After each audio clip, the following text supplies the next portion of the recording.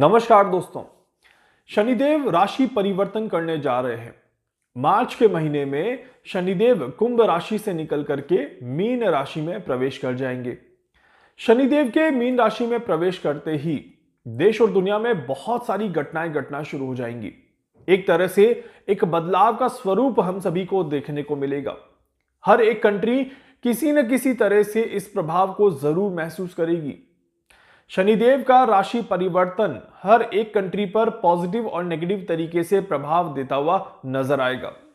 ऐसे में भारत के ऊपर शनिदेव का प्रभाव किस तरह से रहेगा, भारत को किन चीजों को फेस करके चलना पड़ेगा और किस तरह से भारत इस शनिदेव के राशि परिवर्तन का एक पॉजिटिव प्रभाव देख सकता है, मैं रोहन शर्मा ज्योतिष एंड वास्तु के इस चैनल पर सारी जानकारी देने का प्रयास करूंगा और पूरी उम्मीद करता हूं कि यह जानकारी आप सभी को अच्छी भी लगेगी।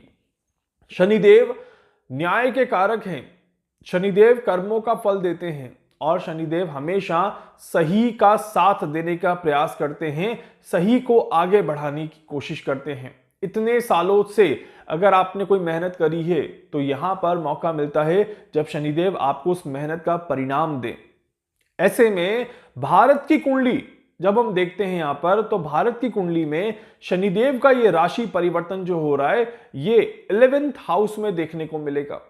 शनिदेव 11th हाउस में मीन राशि में बैठेंगे और ऐसे में शनिदेव का मीन राशि पर बैठने पर भारत की कुंडली के हिसाब से 5 मेजर चैलेंजेस यहां पर देखने को मिलते हैं जो कि भारत को फेस करने पड़ सकते हैं। कौन से हैं ये 5 मेजर चैलेंज और किस तरह से देखने को मिलेंगे, इसको यहां पर थोड़ा सा समझने की कोशिश करते हैं।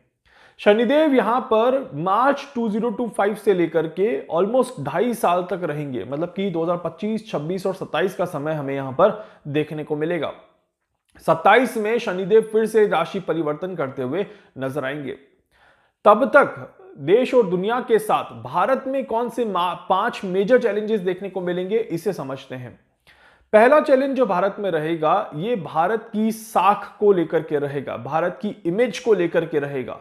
भारत अपनी इमेज दुनिया में किस तरह से स्टेबल रखे, इसके लिए भारत को काफी ज्यादा चुनौतियों का सामना करना पड़ेगा। भारत की साख खराब ना हो जाए, कोई भारत के ऊपर किसी तरह का एलिगेशंस ना लगा दे और भारत दुनिया में अपने आप को एक मजबूत स्थिति के साथ प्रेजेंट करे, यह बहुत ज्यादा जरूरी है। और ये वो समय रहेगा जब शनिदेव यहां पर आएंगे एंड दूसरी कंट्रीज भारत की साख खराब करने की कोशिश कर सकती है, भारत को किसी तरह के चक्रव्यूह में उलझा सकती है, कोई षड्यंत्र भारत के खिलाफ किया जा सकता है, तो इस तरह के योग यहां पर बनते हैं। ऐसे में भारत के लिए एक बहुत मेजर चैलेंज रहेगा अपने आप को स्टेबल रखना, अपनी साख को स्टेबल रखना और अपने नाम को गिरने नहीं देना, क्योंकि यह समय एक रेपुटेशन को लेकर के बहुत ही ज्यादा इंपॉर्टेंट रोल प्ले करता है।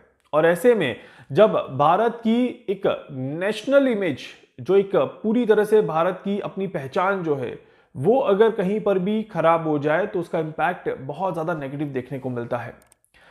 ये वो समय रहेगा जहां पर भारत की जनता के लिए भी थोड़ी सी परेशानी देखने को मिलेगी। भारत अलग अलग तरीके से उलझता हुआ नजर आएगा और सेहत को लेकर के या भारत के युवा वर्ग को लेकर के काफी ज्यादा चैलेंजेस भारत को देखने को मिलेंगे।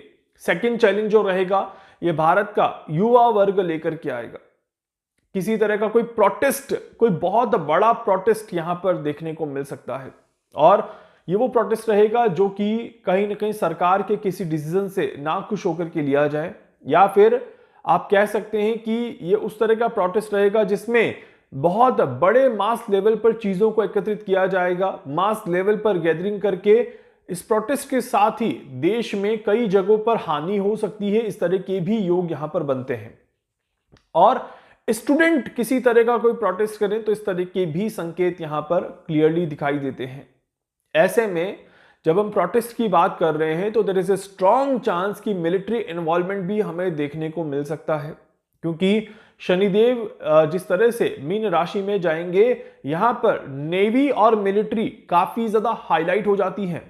और ऐसे में पानी के आसपास की समस्या और नेवी का कहीं ना कहीं उपयोग में आना और या फिर देश में किसी जगह पर कोई प्रोटेस्ट होना और मिलिट्री का इस्तेमाल किया जाना, इस तरह के संकेत यहां पर काफी ज्यादा दिखते हैं। जब हम मिलिट्री की बात कर रहे हैं स्पेशली, तो मिलिट्री का इन्वॉल्वमेंट सीमा पर भी होता है। सीमा पर टेररिज्म एक्टिविटी बढ़ जाए और उसकी वजह से मिलिट्री इन्वॉल्वमेंट काफी ज्यादा देखने को मिले, तो ये भी एक बिल्कुल क्लियर इंडिकेशन यहां पर दिखाई देता है कि एक मेजर चैलेंज रहेगा भारत के लिए। इसके अलावा इस समय में देखा जाए तो सबसे इंपॉर्टेंट चैलेंज जो भारत की सरकार के सामने देखने को मिलेगा, यह रहेगा इकोनॉमी को बैलेंस करके चलना। देश का दुनिया के साथ व्यापारिक संबंध अच्छे से बना करके चलना। यहां पर इकोनॉमी को लेकर के कुछ बदलाव किए जाएंगे, कुछ महत्वपूर्ण डिसीजंस लिए जा सकते हैं, कुछ बड़ी पॉलिसीज पर काम किया जा सकता है। साथ ही साथ इस समय के दौरान में फॉरेन ट्रेड को लेकर के कुछ महत्वपूर्ण निर्णय लिए जाएंगे। इस तरह के संकेत पूरे पूरे दिखाई देते हैं। फॉरेन ट्रेड को लेकर के कुछ टैक्सेस में और ज्यादा बढ़ोतरी करी जाए, तो इस तरह के भी योग यहां पर बनते हैं। और डेफिनेटली आने वाला जो बजट रहेगा उसमें कहीं ना कहीं कुछ कुछ नेगेटिविटी, या फिर आप कह सकते हैं कि वो बजट थोड़ा सा निराश करने वाला हो, इस तरह के संकेत भी यहां पर दिखाई देते हैं। और आने वाला बजट महंगाई को बढ़ाता हुआ नजर आए, तो भी यहां पर इस तरह के संकेत बिल्कुल क्लियरली दिखाई देते हैं। अभी तो बजट आया ही था, पुराना नया आने में भी समय है, बट फिर भी जो एक इक्वेशन है वो कुछ इस तरह की दिखाई देती है कि आने वाला समय फाइनेंस को लेकर के बहुत सारी चीजें यहां पर लेकर के चलेगा। फाइनेंस को लेकर के बहुत सारी चीजें बैलेंस करके चलना जरूरी है, और खासकर फॉरेन ट्रेड को लेकर के बहुत सारे बदलाव हम सभी को देखने को मिल जाएंगे। कहीं ना कहीं आप कह सकते हैं कि व्यापारिक संबंध स्थापित करने में काफी सारी चुनौतियों का सामना करना पड़ेगा। इस तरह के संकेत यहां पर जरूर देखने को मिलते हैं। इसके अलावा यहां पर देखा जाए तो जब हम इकोनॉमी की बात कर रहे हैं, मई 2025 के बाद का जो समय रहेगा, ये बैंकिंग सेक्टर्स के लिए और स्टॉक मार्केट के लिए भी काफी ज्यादा फ्लक्चुएशन लेकर के आता है। और ऐसे में भारत की इकोनॉमी को मई के बाद बैलेंस करना एक बहुत बड़ा चैलेंज रहेगा भारत की सरकार के लिए, और जनता को कहीं ना कहीं इकोनॉमिकली बहुत ज्यादा फ्लक्चुएशन देखने को मिले, बहुत ज्यादा निराशा देखने को मिले, इस तरह के योग यहां पर बिल्कुल बनते हैं। तो इसीलिए मार्केट में फ्लक्चुएशन यहां पर बड़े लेवल पे दिखाई दे सकता है। तो ये 5 मेजर चैलेंजेस हैं जो कि भारत को शनि के ट्रांजिट के बाद डेफिनेटली देखने को मिलेंगे। इनसे बचना बहुत मुश्किल है, या इसको इग्नोर कर देना बहुत ज्यादा मुश्किल है। और जब ये पांचों चीजें भारत में हो रही होगी, तो भारत की जनता भी कहीं ना कहीं अफेक्ट होगी। इस तरह की योग भी यहां पर क्लियरली बनते हैं। तो इसीलिए अपने आप को भी आप पहले से प्रिपेयर कर लीजिए कि मार्केट में किसी तरह से नुकसान नहीं होना चाहिए। आपको किसी भी तरह की इस तरह की गतिविधि में अपने आप को इन्वॉल्व नहीं करना है जहां पर हम कहीं ना कहीं प्रॉब्लम क्रिएट करें।